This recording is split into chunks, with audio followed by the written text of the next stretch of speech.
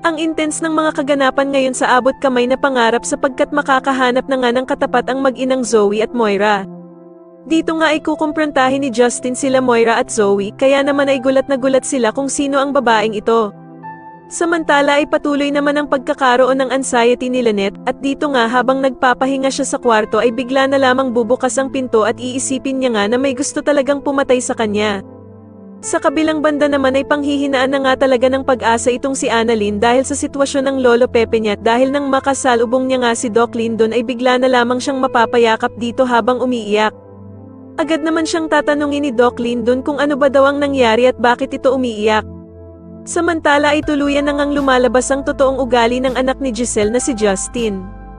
Dahil matapos nga ang naging sagutan nila ng ina niyang si Giselle, ay biglang may tatawagan ito at sasabihin na sana nga daw ay ang ina na lang niya na si Giselle ang nakomatos at hindi ang lolo niyang si Don Pepe.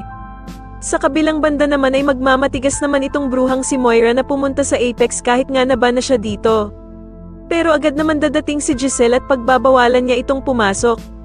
Pero sasabihin naman ni Moira na kaya lang naman daw siya pumunta ng Apex ay para abutan ng pagkain ng anak niyang si Zoe. Sasagutin naman siya ni Giselle na hindi na naman daw baby ang anak niyang si Zoe para dalhan pa ito ng pagkain. At dito nga ay manginginig ang dugo ni Giselle sa sasabihin ni Moira na palibhasa nga daw ay hindi niya ito mararamdaman at mararanasan ang pagiging ina dahil sa pinamigay daw niya ang kanyang anak nung maliit pa ito.